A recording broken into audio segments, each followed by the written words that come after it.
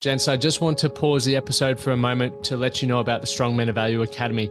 You will have heard me refer to it a number of times, and I want to bring more attention to it. So this isn't just a program, it's a life-changing environment and community of men who are focused on personal and professional growth. We're looking at areas of relationships, wealth, and health, things to help you thrive and maximize your life. Imagine having bi-monthly one-on-one coaching sessions with myself, weekly group coaching calls, and an incredible brotherhood of high achievers by your side. Now we're diving into resilience, leadership, and holistic growth to not just succeed in your career, but to thrive in your health and your relationships. Your journey to greatness, it starts here. So join the movement and you can apply for the Strong Men of Value Academy. You can head to themanthatcanproject.com to find out more. G'day guys, you are going to love today's episode with Brett Polo. Now Brett is one of our members in the Strong Men of Value Academy, an incredible bloke, avid boxing fan, avid football fan, AFL that is, and just an all-round great bloke. I've just listened or rewatched this episode before I did this, and we had so many incredible conversations within this episode, and I took away so much. You know, we chatted about his experiencing never really using a rower to jumping straight into a half marathon row for the Row for a Bro that we recently did. How you can test your limits, building resilience, chasing your potential, making the moments count, and also embracing failure is just a few of the things. I know you guys will get a whole heap out of this. You'll probably be wanting to join the academy so you can hang out with Bretto and get to listen to him weekly in our weekly calls. But gents, before we dive into today's episode, I just want to thank everyone who takes that extra 60 to 90 seconds to leave a review on Apple Podcast. It means a heap because what that does, it allows more people to see that there is quality content in here, which I know there is. I know guys just saying that, but it really helps more people trust that there's stuff here, and the conversations that we're having and the topics that we are discussing could be those things that save someone's marriage or even someone's life. So I am truly grateful for everyone who does take time to do that. Now, we're heading into Christmas. I think there's, three weeks until Christmas and the New Year. It's a very exciting time, and I'm sure everyone is going to be celebrating in style. Actually, come to think of it, what are you guys doing this Christmas? If you want to slide into the Instagram messages or send me a message on Facebook, I'd love to hear what you're up to this Christmas. I know I'm heading back to my folks. It's actually, how crazy is this? It's my first Christmas where we've gone up to Toowoomba since I've been with Amy for Christmas. So it's going to be good fun up there. I'm really looking forward to chilling out, sitting by the pool, eating some seafood, drinking a few beers, getting some sun on the back, and just getting rejuvenated for the year ahead. So I'm definitely looking forward to that, and I hope you guys are going to have an incredible break as well. You definitely deserve it and have earned it. Now, the Strong Men of Value, we're launching something exciting on January 17. As I've mentioned multiple times, there are limited spaces available because we are pretty full up. And once it's capped, it is capped. And once it's capped in February, we're doing a price increase just because we're continuing to improve the infrastructure and everything that goes into the Strong Men of Value. So if you want to get in early and make sure that you have that spot to have a huge year, like this community of blokes are the blokes who are, I consider, high performers, the ones who are wanting to create massive momentum in their life. They're wanting to be able to have access to people that they need to have access to in order to grow and really maximize all areas of their life. I promise you, the reason why I wake up every day is to fill this community. The reason why I want to fill this community is because this is exactly what I wish I had 8 years ago. The one thing that would have provided me with everything that I could have fast-tracked my success, but also avoided a whole heap of challenges and setbacks that I faced purely because I didn't have the right people around me. So gentlemen, I highly recommend getting in here before the January 17 launch. You can get started within it now. Look at me with my bloody sales pitch, but literally, I know this will change your fucking life.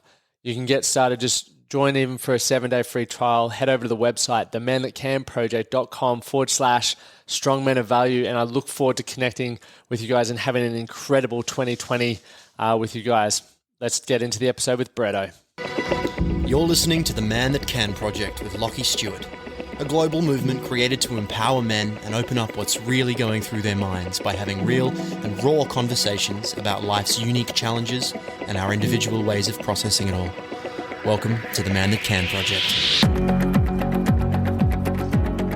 Welcome to the Man That Can Project. Today is going to be a cracking episode. We've got Brett joining us here today, and we've got so many things we can talk about. Good to have you here, Bretto. Good to be here, brother. This could be a 2-hour show if we really pushed it. We might Joe Rogan it. We might really special it. But Brett, we connected months and months. I was going to swear, but we don't need to swear just yet. Months and months ago, you're a leader in the Strong Men of Value Academy. You're a driving force, but you've also got so much value that you can add through your own experiences and what you've been through over the year. But even, since I've known you, the growth that you've been on and how you've stood up as a leader is very inspiring. And obviously, leaders aren't just born. Some people think, he's just a natural. It's like some people maybe are more natural in various other things, but everything can be worked hard for. And you're one of those people who, for me, you're so consistent in everything that you do. You're very well spoken. You listen well. You offer great advice, but then you show up in every area of your life. And I'm sure people even outside of the academy can speak to that, your friends, your partner, and everything else like that. So I'm excited to chew the fat with you over the next hour, and I know you're going to deliver a heap of value for everyone listening. But let's dive in. How you going anyway? Yeah, really well. A bit sore after the challenge that we did on Sunday. Yeah. And we're just talking about that off air. We both did the 21K row, obviously, and for both of us, it's not really our exercise of choice. Nope. 10Ks on a rower, feeling it in the legs, feeling it in the back. It's not the sort of thing you do in a boxing ring. It's so rewarding. What we were talking about before, that mental journey and the physical journey, taking on that challenge and all the things that go through your mind whilst you're doing it. It was a real tough morning.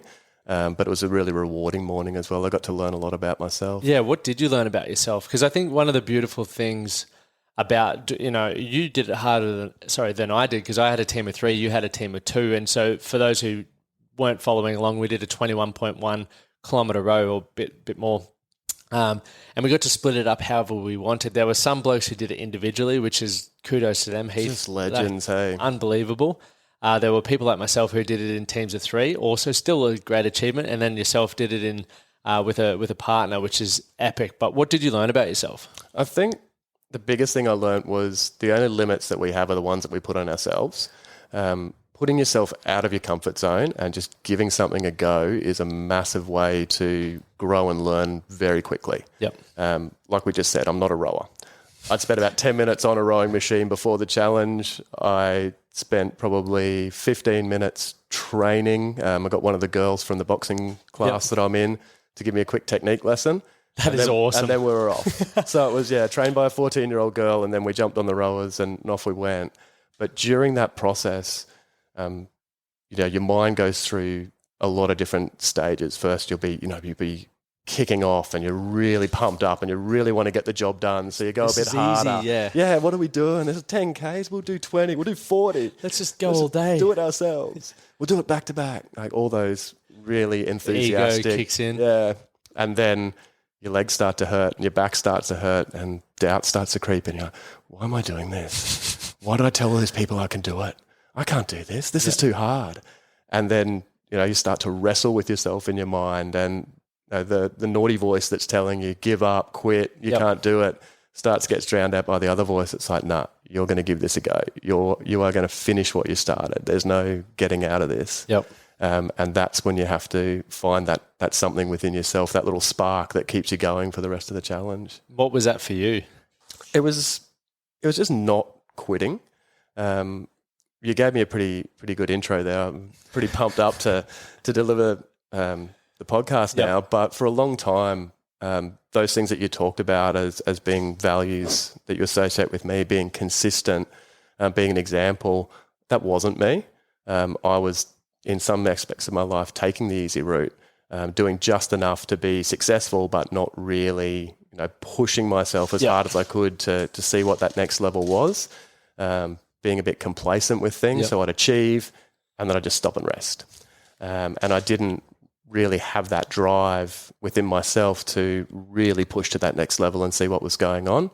Oftentimes I'd set myself a goal and near enough might have been good enough. And I've really focused on the last 3 years of my life of getting that mentality right out of my life and, pushing as far as I can and doing as much as I can to achieve my goals. And if I fail, I fail. But I'd rather fail doing something that I love and giving it best effort than fail on the couch thinking about what potentially I could have done. Yeah, definitely. There are so many people out there though who can resonate, myself included. I used to always go near enough is good enough, and I think there's people who are extremely talented and they believe that. I'm reading Mindset by Carol Dweck at the moment. She talks about talented people, and there's talented people who just rely on that and they don't enjoy failure, so they end up not achieving what they could possibly achieve. And then there's also people who work hard, and then there's talented people who work hard, right? And I think for myself, I know with athletics, I was always just, the top of the field. Even if I was, spent 2 months training and just played footy for the rest of the year, I'd still always win. So I wasted a lot of talent. And when I started losing, I was like, I'm going to go to footy or something like that. And there are so many people who can relate to that. But for you, what was the shift that made you go, look, I'm fucking over just doing near enough is good enough? Because I want people who are listening to this to think about this. Where are you cutting corners in your life? I'm really onto it, even especially since I'm rereading this book at the moment. Like there'll be times where I just leave something on the front counter or put a towel down there and I'm like, stop being a lazy bastard. Just do those 1%ers really well and you'll make your whole life so much easier. So what led you there?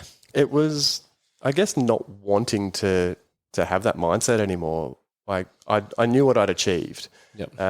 If I put my mind to something, I can be successful at it. Yep.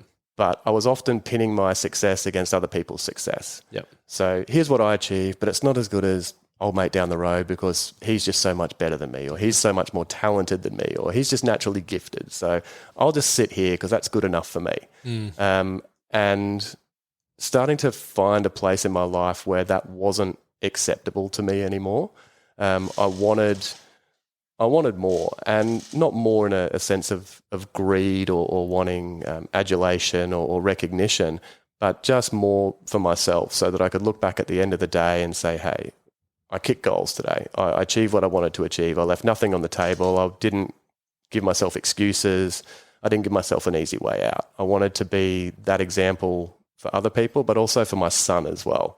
So being a father is a big part of what drives me, and setting a good example, not only for Isaac, but for Ali and for Danny as well. Yep. That would be a huge driving factor. And I think it's really awesome. And, just knowing from what I observe of how you live your life, like obviously you practice what you preach, but you're really good at making time for those things there are just, once again, there are people out there who prioritize work too much and they miss the special moments, especially with family. Like I think the older I get as well, I'm starting to think more about mortality and even the time with my parents. And, I guess a good way to put it into context, and I always speak about that 18 summers, but even if you think about how often you see your parents, so for me, it might be 6 to 10 times a year. Let's use that as an average and say the average lifespan for a bloke is about 85. Dad's got 25 years left if he stays fit and healthy. And if I'm seeing him 5 to 10 times a year, that works out how many more moments you get with that person. So you start going, well, what do I want to experience with them? What do I want to say to them? What do I want to learn from them? And you can take a whole heap more away from life. And I think it's very easy to just get busy trying to achieve those milestones or trying to keep up with the bloke next to you that we miss all of that. And I think, where you really inspire me is that you're doing exactly that. You have grabbed life by the balls. Like you're wanting to be better, not because you want to prove to other people, but because you want to prove to yourself. But that in turn is inspiring Isaac, inspiring the other people around you, which is a cool way to live. And not saying that you wouldn't have your fair share of setbacks and daily doubts and everything like that, because you're human, but you just continue to move forward. So what do you do? Let's give us a situation like there are days where you wake up, you might fail, because you said, you'd rather fail trying than sitting on the couch not knowing. Like, how do you get yourself through failure? It's an interesting one for me because years ago, if I fail, I would have just given up. That would have been the end of it. I would have spiraled into you're not good enough. Why did you even bother trying? You were never going to achieve that anyway, and really let that negative self-talk rule the rest of my day and potentially the rest of my week, and then maybe the rest of the month, and then something like booze or bad habits become more entertaining, and you're well off track. Now what I do is basically look at whatever it was that I failed in, or whatever it is that, not even that I failed in, but that I didn't achieve what I thought I was going to achieve, and start to think why that happened. Now, was it something I could control? Did I go to the gym with the mindset to achieve this number of reps at this number of weight, and I got halfway through the set and went, oh, you know what, it's a bit hard. I'll be satisfied at half of what I thought I was going to achieve. Or in boxing, did I go to the gym with the intention to spar with someone and work on a few different techniques that I've been practicing? And for whatever reason, that person got the better of me and I wasn't able to do that. Same thing. Previously, I would have gone, oh, well, you're just not good enough, Bretto, and that guy's a bit better, and maybe you should just hit the bag for a while and not really try. Whereas now it's like, okay, cool. Here's an opportunity to learn. What did I do well? What did I do poorly? What can I improve on? And not pinning my success to other people's idea of what success is, or other people's idea of what success looks like for me. That's such it's perspective. It's all how we perceive what's happening in front of us, and how I think I look at it like, relationships. Every relationship that we have is new. It's not the same as the previous ones. And if we talk intimately, it's not the same as the one you had prior, if you've had one, right? But often we can use reference points from past relationships as reference points of how we think things should go and what they should be like. And they're not always going to match up. And often that can cause challenges or disagreements or, all that sort of stuff in relationships. And where I feel we can go better, and I think you can put this in any area of your life, is everything needs to be situational. And everything that you spoke about then is you really take the time to question things now. And I think a big part of responsibility, a big part of ownership is actually being to question why things are happening. And some days you might need more questions than others. Other days it might be a simple question. Yep. But that's how you start to understand yourself a whole heap more. Like even just chatting with you so far, I'm learning so much, and I'm even thinking in my head, man, you speak so it's awesome, and that's why podcasts are awesome. But it's then some of the questions that you've asked yourself, I'm like, well, I need to ask myself that later, because that's something that's going on in my life, and I feel that question can now help. So to move for all of us to progress, like if you continue to fail at the same thing, it's not that you're a piece of shit. It's not that it's not possible for you. You're just not asking the right answers, the right questions. And sometimes if we don't know where to find the questions, there's listen to podcasts, read books, ask people who have achieved what you're looking to achieve, and you can find that one thing and you can go, oh, I wish I'd, it's so simple, but I wish I found that out 10 years ago. And that's the beauty of our community is every Friday when we get together, or every time you pick up your phone and you put a message in the WhatsApp group to the other gents, you're maybe not actively thinking about it, but there's 20 or so blokes or 5 or so blokes in your chat who are all having an experience as well. Yep. We've all come from different walks of life. We're all different ages. We're all different ethnicities. We've all got different interests. But the more you open up and talk to people, the more you realise that there's commonalities, and there's more commonalities than there are differences. I agree. And you use relationship as an example there. No relationship is the same as the last one. No day in a relationship is the same as the last one. And you always think when you're in a situation that you're alone, whether it's a good situation or perhaps a negative situation. You always think this has never happened to anyone else, and there might be that victim mindset, poor me, or why is this happening to me, or how do I get out of this situation? And what we don't think necessarily is that Lockie might have been in this situation. What if I reach out and ask Lockie how he would deal with this? Or what if I just drop a message in the group and say, hey boys, has anyone else ever experienced this? Or this is what I'm feeling at the moment. Does it resonate with anyone? Yep. And you'd be surprised how quickly an answer comes back to you. Oh, geez, Bretto, yeah, that's happened to me as well. And this is how I dealt with it. Or, mate, this happened to me and this is something that didn't go well, so maybe don't try that. Yeah. But it's that openness and vulnerability that our community encourages and fosters that allows us all to improve, I think. Definitely. And we're not saying we have all the answers, because we don't, but not even close. I think every conversation at least stimulates that next action step. And I think that's one of the most important things, is being able to actually do what you've just said. It's hard to reach out. It's hard to be vulnerable, like for most people. You've got to be brave. Yeah. It's a lot of courage to stand up in front of anyone, whether it's your family, your partner, your friends, a group of strangers, and open yourself up and honestly express what's going on in your mind, good, bad, or indifferent. But the beauty of what we do is that it encourages people to feel safe in that environment and share themselves honestly. And if you're being honest with yourself, well, then you can be honest with others, and that's where that growth really happens, I think. Definitely. I could not agree more. I was watching your, when was it? It would have been 8 weeks ago or 10 weeks ago where we did the task where everyone had to share a story in the Facebook community, and I was watching yours before. It's like the 13-minute epic of the monologue. It was awesome though. But obviously you've been through a heap of stuff from workplace bullying. You're a boxer, like you absolutely love that stuff. I used to do Muay Thai, and I used to be an angry bloke, but now I couldn't even think of anything worse than getting in a ring with someone who wants to punch my head in. And obviously, that's just a poor way of looking at it because it's a craft, it's an art, and there's a whole heap of stuff to look into that. But for you from workplace bullying, because it's a real thing, right? The reason why I left building, I wasn't bullied, but it was just a toxic environment. I think an environment that contains workplace bullying, or even just bullying in general, if you're hanging around people that don't respect you and you don't respect yourself enough to remove yourself from the situation, what was that experience like for you?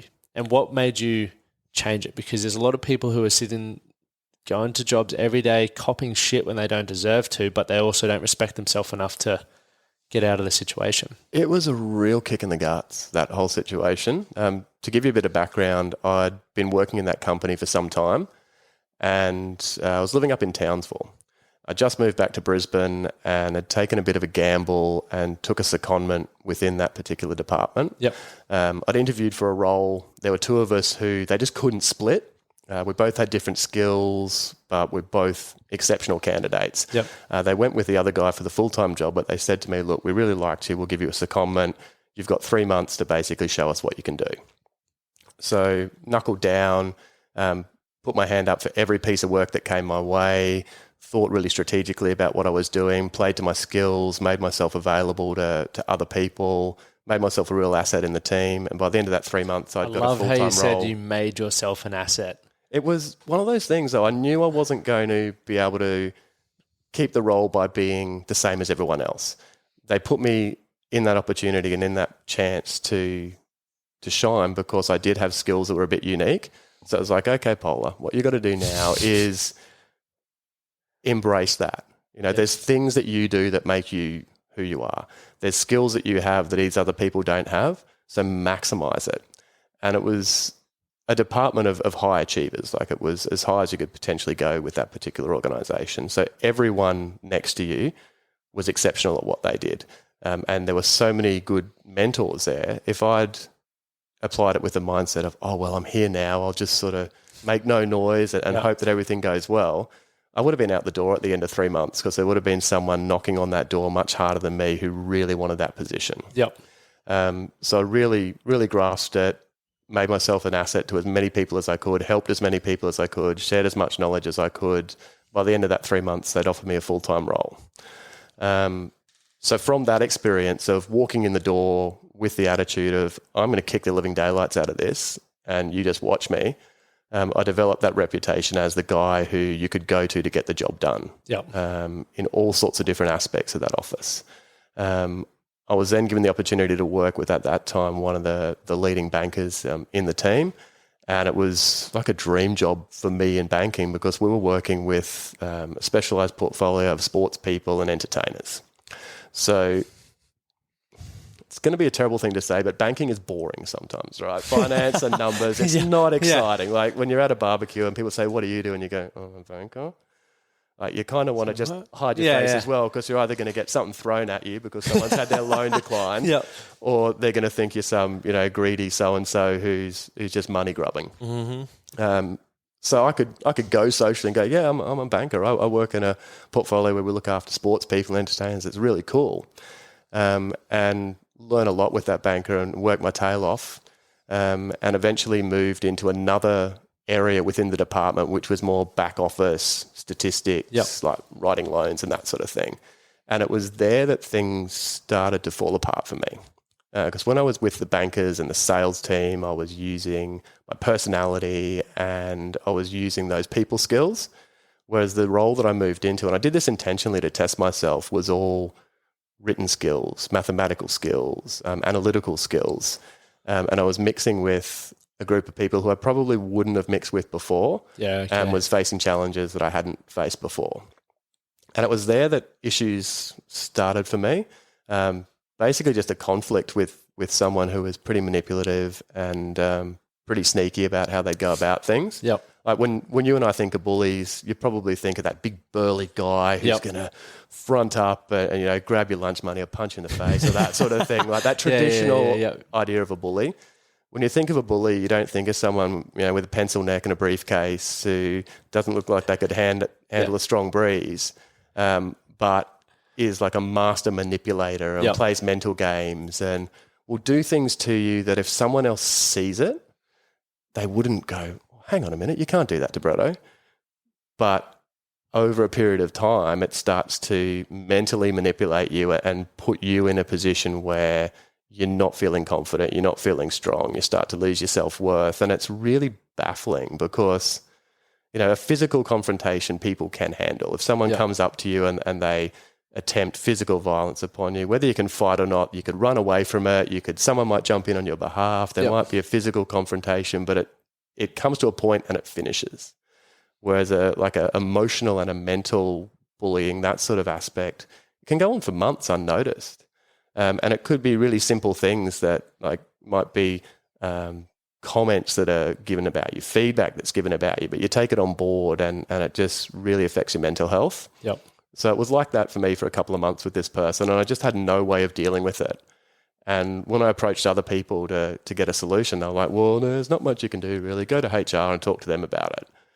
And if you do that in a big corporation, you're pretty much signing your death warrant. So it got to a point for months and months I was in this position. I didn't know what to do, and it was just nagging on me. And I was just starting to come into my relationship with my partner at the time, starting to come into my relationship with my family, with Isaac, and my self-worth was just going right down the drain. And I think I touched on it in the live. It ended up in a confrontation in the workplace, which I don't advise. It's not the right thing to do. Probably keep better ways to go around it. But that's how it ended. Well, you bottle up as well. I think if you don't, you said you didn't really have any tools or strategies through that period of time. When you bottle things up, eventually there's a boiling point. And you just explode. Yeah. And obviously it's not the healthiest way. So that's why learning tools and strategies or removing yourself is a promising way to go about it. So for that explosion and aggro, yelling in the office, I realized straight away I'd done the wrong thing. And I also realized at that point, just how much this treatment was wearing on me mentally. So I took some time off. I think I took 4 days sick leave. And in that time I sourced a counsellor. So I went and had an initial conversation about what was going on and started to unravel it. And after the first session, I sort of sat with myself for a while and went, man, what are you doing this for? Why are you going to work every day doing something you don't enjoy, where you're being bullied?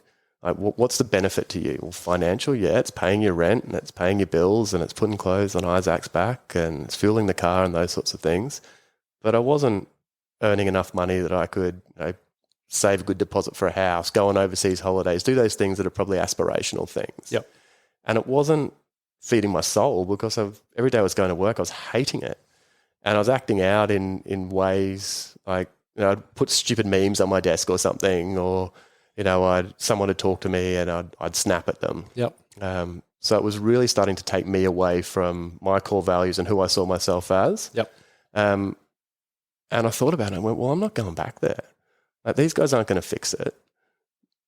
I'm not going to sit in a meeting with someone who's going to tell me that I've done the wrong thing. I know I've done the wrong thing, and then have to go back to that job for the next 3 months with everyone looking over my shoulder going, oh, that's Bretto. He's the one who had the breakdown. Or that's Bretto. He's the one who yelled at that guy. My strategy was to get out of there. Yep. and find something that lit me up and made me happy. And it was at that point where I just went, you know what? I've been working for you guys for a long time and I got a ton of sick leave stacked up. So I worked with my counsellor. I burnt my sick leave. Yep. And then once my sick leave was over, I resigned.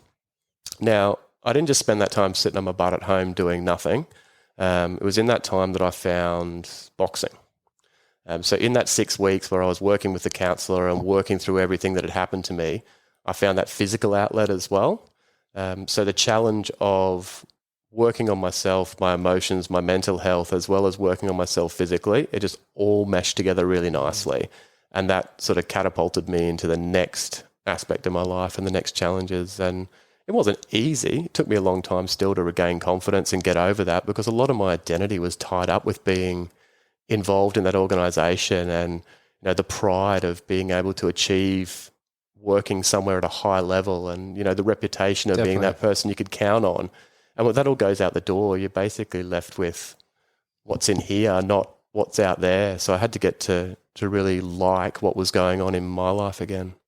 It's a beautiful place to be, where you can get back to a point where you like where you're actually at. And once again, going back to the questions that you asked yourself, like a lot of people, or there are many people out there who remain in situations they don't want to be in because they wouldn't ask the next question, or why am I here? Oh, it pays the bills. That's the final question. It pays the bills. I got to stay there. Even though I'm being bullied, I'm very unfulfilled. I'm not being able to afford the aspirational things like travel and a house deposit and all of that. And that's why I'm saying, like, there's more questions that we can ask ourselves to get to the outcome that we want to achieve. And then obviously, for you, you've been thriving ever since. And it's the most fucking exciting times in human history, I believe, because we can literally, there's people who do podcasts like this and earn full time. Like Joe Rogan got $100 million contract, like signing fee. So anything you want to do now is possible. Yes, you may have to learn a few skills. You might have to fail. You might have to put your hand up and ask for help. But, you don't have to stay in the situation or the relationship or whatever it is that is causing you so much grief, because as we spoke about earlier, life is short. And the older we get, the more responsibility we get, the faster it feels like it's going. So you may as well be doing things that are enjoyable for you. And don't get trapped in those situations that someone else wants you to be in. Yep. Have the courage to find out what you want and then go for it. And if it's playing the violin, go for it. Yeah. If it's being the best banker in the world, go for it. Yep. If it's painting or art or music or sport or whatever it is that lights you up, do it. Find a way to do it. And if you can't do it for income, do it for passion. And that was the biggest thing for me. Like I think back a lot about my journey and things that people have said to me, and they can be really inconsequential things, but they stick with you. And I remember just after that had all happened, and I was in a new job and meeting new workmates, and I was getting right into the boxing. It was like really lighting me up. Yep. And one fellow in the office just said to me in passing, like, "You're really good at this job, but you're never smiling." And I'm like, okay. So whenever you talk about boxing, you've got the biggest smile on your face. You should be a boxing coach. And when he said that, I was like, the voice in my head was like, how can I be a boxing coach? I've only just started boxing. Like, no one's going to want to learn from me. I'm some guy who's been chased out of his job and is depressed and had to go see a counsellor, and all that negative stuff came to the top. Whereas if someone said that to me now, I'd be like, well, what's going to stop me being a boxing coach? How do I be a boxing coach? Who do I need to speak to about that? When can we start? Let's get going. And same again, it's that mindset of pulling yourself out of that victim mode and letting life come to you rather than going after life. I think. And that's where our group is massive for so many people, not just myself. And it must give you a lot of pride as well to come on the calls every week and hear blokes kicking goals. You might have spoken to someone a couple of weeks ago who was having an issue with something, and the bloke's got around him and we worked it out together, or he worked it out for himself, or something's happened that's improved. And you watch people's faces light up and that real community of support. It's crazy how quickly people turn their life around. Like, it's generally within a month, someone's like Heath, when he got through his 12-week game plan, was just like, I'm flying. But he was saying that after a month. Yeah. And it's literally, I think it's built off what I wanted and you guys we're all in the same boat, but it's super simple stuff that you don't have to sacrifice your life to do. It just is you upgrading and changing what your habits are to do things that are more aligned to you as an individual. But, social media, and this works for, fitness is probably the prime example of that. To get fit, healthy and strong, it's just some core principles. But you might see people doing backflip burpees on Instagram and you're like, I got to learn that.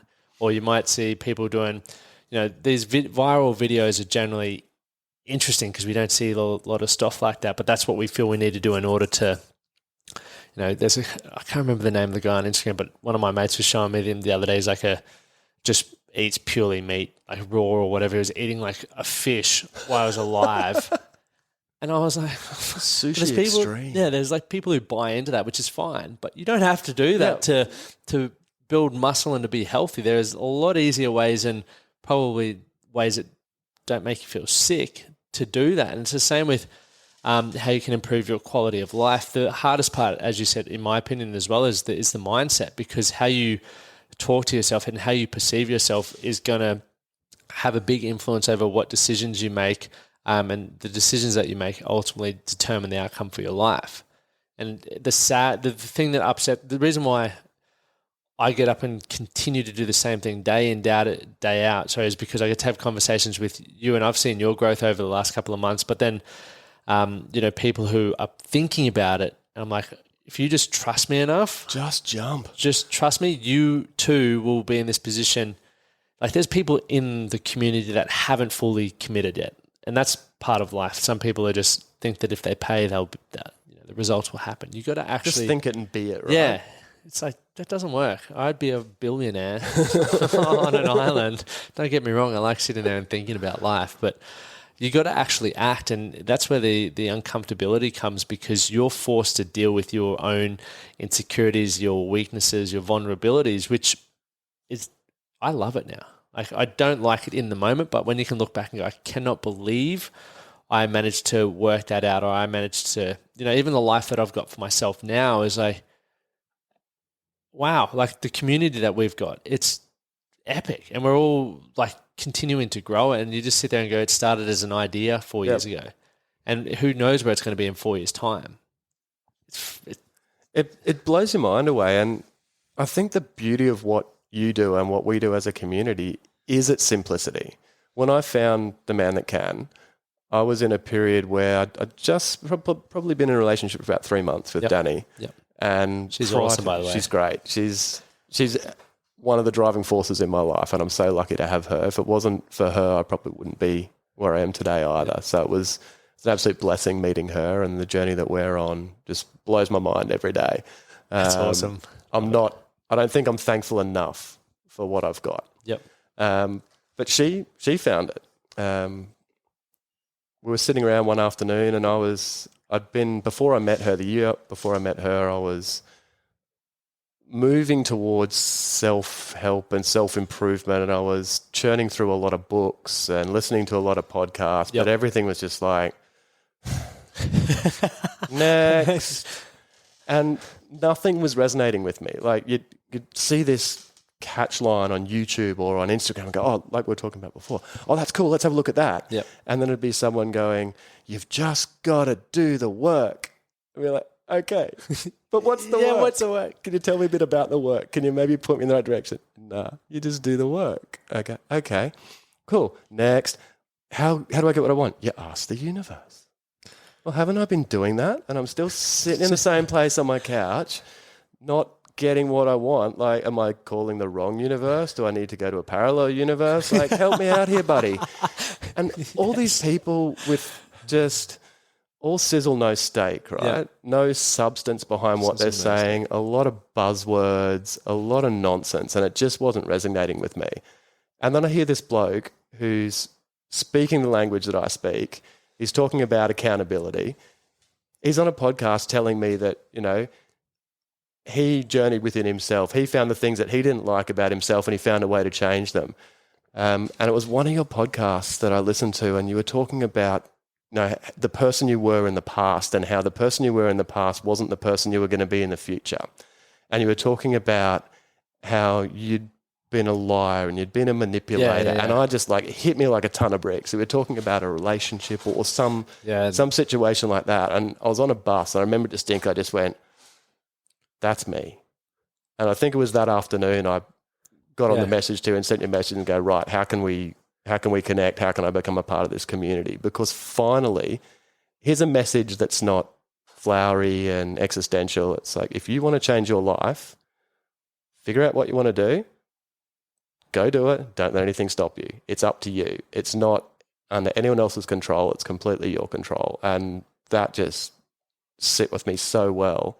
And I was at that point in my life where I was ready for something like that. I was achieving. I had a job. I had a relationship. Everything was going swimmingly. Probably could have sat back and gone, yeah, you know what? Coast. Next 6 months, cruisy. But by the same token, I didn't want that. I wanted it more. And once again, not in a greed sense, but in a, I can do better. I can do more. I can help people. I can share my story. And finding the man that can, everything's just gone skyward from there. And now you're sharing your story, which is epic. That is brilliant. But all the things that I've achieved since I joined the group, like the boxing match, I won't say I never would have done that without the influence of Danny or the group or my community at Eastside, but it's probably less likely. Yeah. I would have found an excuse. Oh, I could fight that guy, but he's a bit bigger than me and he's a bit better than me. I'll wait till next time. Or I just recently was promoted at work.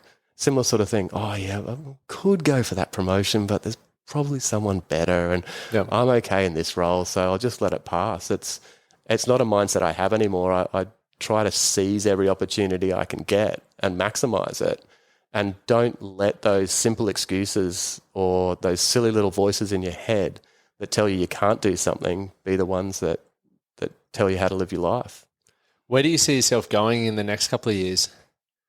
God, wish you didn't ask me that because I don't have an answer. Hey, this is where I fall down. Like, Good honesty, though. I don't have that overarching vision for this is where Bretto is going to be in 5 years. Yep. And part of the reason I joined the group was because I would always achieve. And I would achieve to a level that I was pretty happy with. Yep. But then it'd kind of stagnate. Yep. And there was no substance or backbone behind it going, okay, first I'm going to hit this mark, then this mark will get me to this, then to this, then to this, then to this. So long-term planning and those sort of 5-year goals, 2-year goals is something that I really struggle with. I could give you a few like potential dreams, but I don't have a set vision of I'm going to achieve this and this is going to get me to here. Yeah. At the moment, I'm working towards getting my Certificate 3 and Certificate 4 in fitness. Yep. So I'm doing that part-time after work and after boxing and after everything else that's going on. It's cool that you make time for the things that you want, though, as well, and don't just use time as the reason why you can't do it. Well, I think you have to. And for a lot of the time, Lockie, that was my excuse. Oh, yeah, I could go and learn this new skill, but that would mean I'd have to catch a bus after work to here, and it's going to cost me $50 a week, and that $50 is better probably spent on cigarettes and beer and, okay, cool, then I don't have to do it. Awesome. Keep going on with life. But if you want a fulfilled life and you want the things that you really dream for, you've got to work for them. And for me, 2 hours out of my night on a Monday and a Wednesday, putting me in a position where potentially in 6 months or a year's time, I might be doing more boxing coaching. I might be involved in an industry that I want to be involved in rather than sitting at my desk in the office looking at a picture on the wall and dreaming that one day that's going to happen. Yeah. It's a no-brainer. And even in Danny's business, she runs her own business. So every weekend we're out at markets bow selling. tie one, right? Yeah. Her business is Give called... it a quick plug. her business is called Bow Keep. So Danny makes wooden hair accessories, so hair clips, hair bows. She just released a range of bow ties as well. And it's all made from locally salvaged, rescued timbers. It's epic. So it brings together her love of woodworking. She's a self-taught woodworker, and other aspects of her life as well, sustainability and cutesy things and hair bows. But it's cool that Danny's even done that, right? Like turning something that she's passionate about but also, enjoys doing into a business. I'm a huge fucking believer that everyone should, I was only saying this yesterday on the live in the group last night, I believe everyone should give it a crack because people are very quick to judge and criticize other people around why didn't you consider this or why didn't you consider me, etc. But when you're running a business, like there's a lot of stuff to consider. And as the longer you're in business, the more you probably overcome the hurdles. But I'm helping Amy with something at the moment, and we're launching it on Monday. And straight away last night, she gets a message from someone going, "Why didn't you consider this?" Or why didn't you? I'm like, Amy, don't listen to that person, because they don't understand that, this is your first attempt at your own product. So just, we'll learn from it. We'll take that advice on board 100% because it's awesome. But we just didn't consider that at that moment in time. And then you've got to think about scheduling.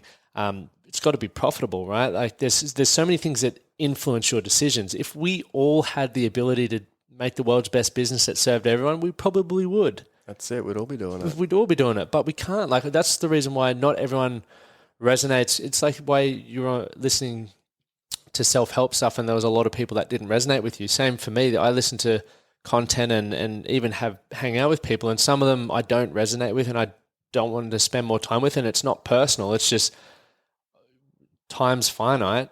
So I want to... Do you want to waste it, or do you want to maximize it? And it's none of it's personal. It's just I'm looking out for my growth and the people that I care about, and I want to really maximize my time because, like we've said, you could die tomorrow, or you got children, you got a partner. You want to maximize your time with them and with your mates as well. And it's, that's the reality of it. So I think if people ran a business, even just gave it a crack, like. Now, because overhead, you don't have to have massive overheads in business now with technology. Give it a crack and see what it's like, because then you can start thinking like a business owner and go, fuck, they didn't deliberately forget about me, or they didn't deliberately do that. Maybe, I'm trying to help a specific person, so my message shouldn't be directed at you, and that's okay. And I don't care. And those challenges you take on as well as a business person, and those things that you learn about yourself and the philosophies of your business, they translate into other areas of your life as well. So I used to be a cocktail bartender back in the olden days, and people always say should to have me... got some alcohol out here so you could have gone... Christmas party, bro. Yeah, well, Christmas let's do party, that. Dust off the skills. That's going to be awesome. But people always said to me, like, why didn't you open your own bar? Why didn't you ever do something like that? Well, when I was in hospitality, there wasn't food trucks, there wasn't pop-ups, there wasn't hole-in-the-wall bars, there weren't all these opportunities that there are for people in that industry now. So my answer is, I didn't open a restaurant because I didn't have $1 million to throw at a venue, and it just wasn't going to happen. There wasn't those other opportunities, and I didn't have the foresight to go, well, maybe I should take booze on the road. I had a caravan and some blenders. We could do margaritas anywhere.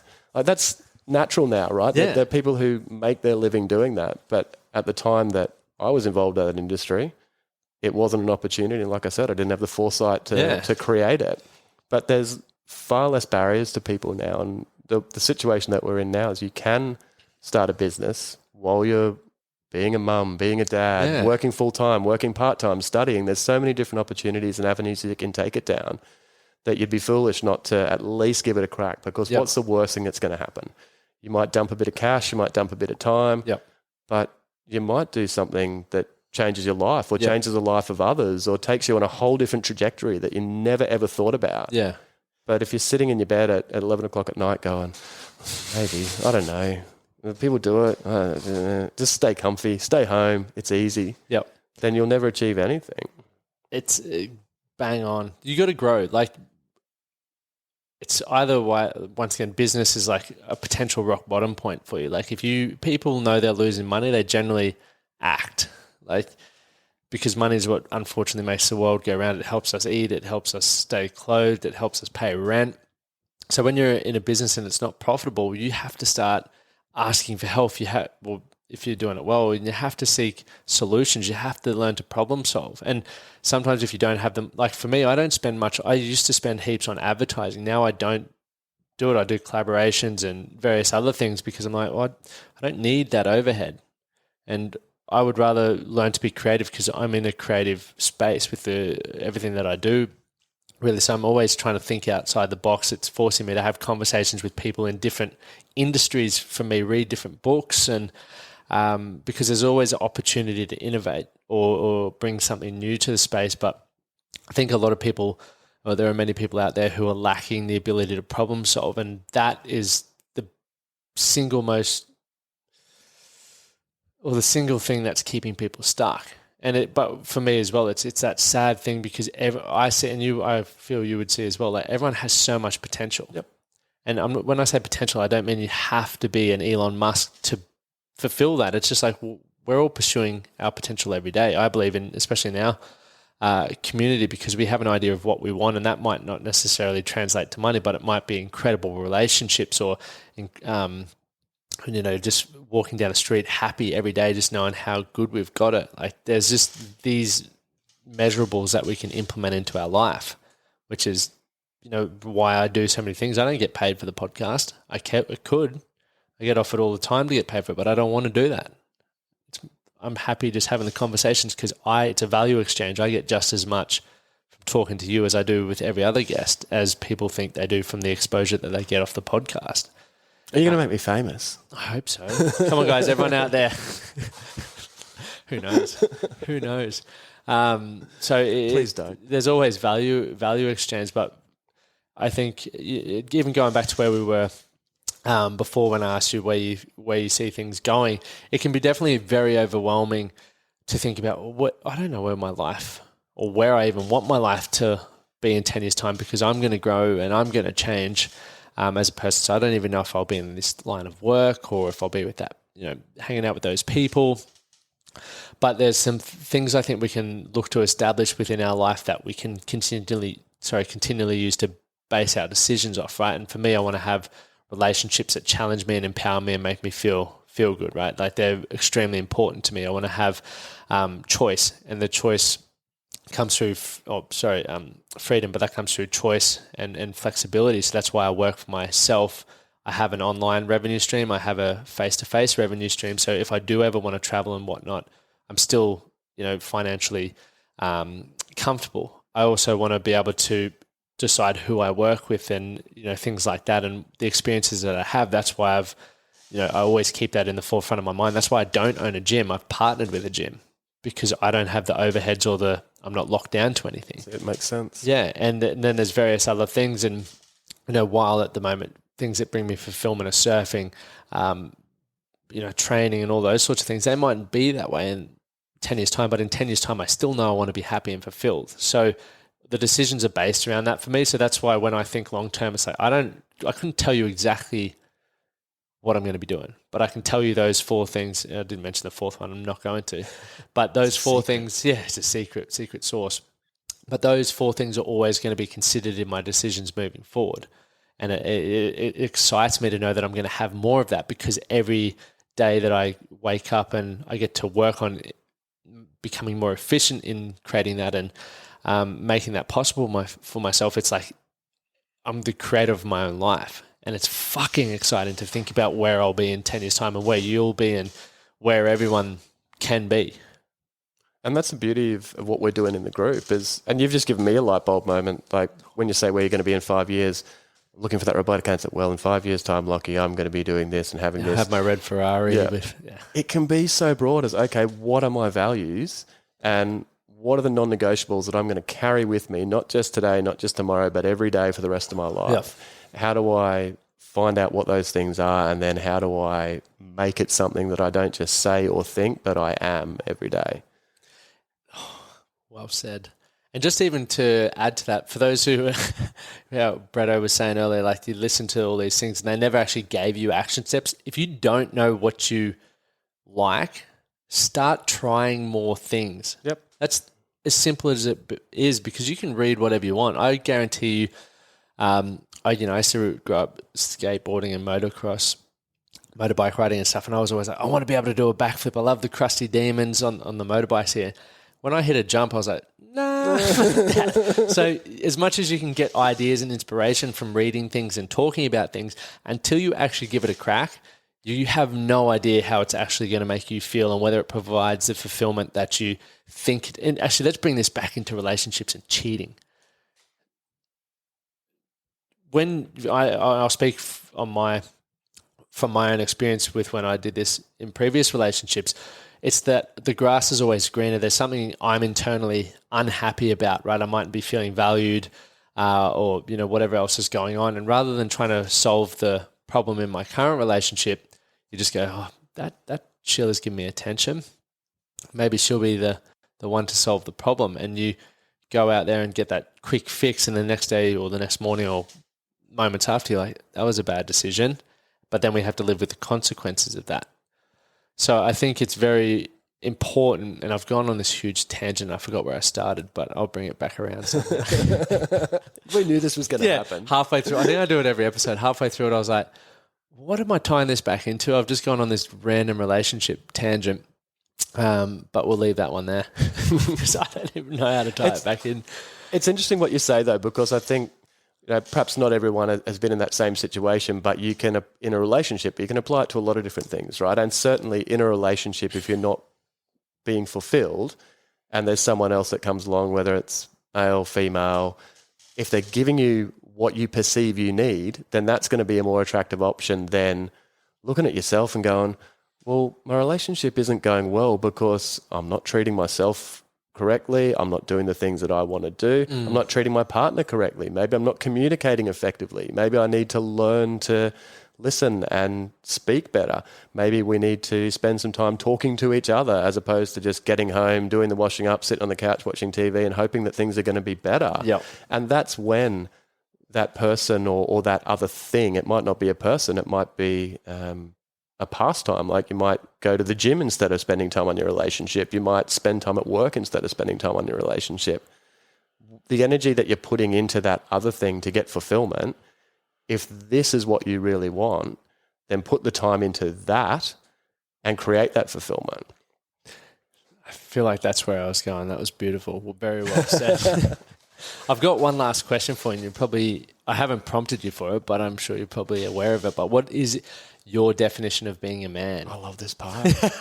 Guess what? I've got no answer prepared for this one. I was sitting out on the couch this morning having a coffee going, okay, what are Lockie and I going to talk about? Well, there's boxing, there's definitely that, and there's work, and there's all the different things that I've done, and maybe we talk about grief, or maybe we'll talk about this, and I completely forgot this question, the key question that comes every single time. But you know what? I'm glad, because once again, I didn't want to sit here and go, well, Lockie, being a man to me is, and come up with some robotic scripted answer where everyone's going to go, that's not Bretto. Yeah. How did that happen? Yeah. What's going on there? So I think for me, it's a really interesting answer because I grew up with my mother and my two sisters. So my father passed when I was 6. So for a long time in my life, I didn't have a male influence. I had role models or mentors that sort of came in and out of my life, but I never had a father who was there with me every single day from age of 6 to now. So a lot of the things that I value about myself and what I've learned about fatherhood and being a man are self-taught, and a lot of it comes from the influence of women in my life as well. So for me, being a man is having integrity, being a person of your word and living your life in such a way that you're not cheating yourself. When you wake up in the morning, you're authentically you, and carrying that through no matter what situation, what day. So honesty, integrity, vulnerability, and resilience is another one, I think. Being a man or being a human, you have to have a lot of resilience. Yep. But for me in my life, that's one of the big things that I work on. And I think if you're going to be a strong role model, you're going to be a strong human, you're going to be a strong man, then resilience is key to that. Couldn't agree more. Could not agree more. I'm glad you didn't prepare that because that was awesome. But for everyone who wants to get in contact with you, where can they find you? Obviously, join the Strong Men of Value Academy. You can have a yarn with Bretto in there, but where else are you contactable? Is it through the groups pages? You can always find me commenting on Facebook and Instagram on The Man That Can, on both of those channels. I'm on Instagram as well, so you can hit me up there. My profile's open. So I'm always happy to have a message and have a yarn. If you're thinking about joining the group, if you're one of those people like me who's perhaps sitting on a bus listening to this, staring out the window going, geez, that sounds like something I'm interested in and I want to learn more about it, get in contact. As I said a bit earlier, like my life was going pretty well when I met you. Most people wouldn't complain about where I was sitting, but the skills that I've learned and the mindset and the community that I've found has enabled me to do things, like I said, I didn't think were possible. And I know it's just going to go from strength to strength being a part of the community. So if you can, reach out to myself or to Lockie, and look forward to seeing you in the community. Thanks so much for coming on, mate. That Thanks, was brother. awesome. It's been so much fun. Yeah. Hey, I feel like It flew. I'm one of those people who could just talk underwater with a mouthful of marbles. So Hey, so speaking of, my missus is not with a mouthful of marbles, but they've gone up to Cairns today. oh wow, They're putting them 5 meters underwater and they're singing underwater. But No they've got way. these big, like domes or something over their head. So that'll be that's interesting going to to be see. so Yeah. cool, like the old timey diving Yeah. helmets. I was like, when she flew out yesterday, I was like, where are you off to? Cairns, I'm doing this underwater sing. I was like, what the fuck? It's awesome. So you can sing underwater with a mouthful of marbles. It's possible. But thank you so much for your time, mate. And I Thank you, brother. truly do value you as a person, but also everything that you contribute to, our community. But also, I'm sure you're doing the exact same thing on the outside as well. You're a great leader and definitely someone that I look up to, and how you conduct yourself. It's awesome. Thank you. That was such a good yarn. Thank you for listening to the Man That Can Project podcast. My name is Lockie Stewart, and I hope you enjoyed this episode and found it helpful. If you did, please take a moment to rate and review the Man That Can Project on your favorite podcast platform. And don't forget to subscribe to stay up to date with our newest episodes. We'll see you again next time.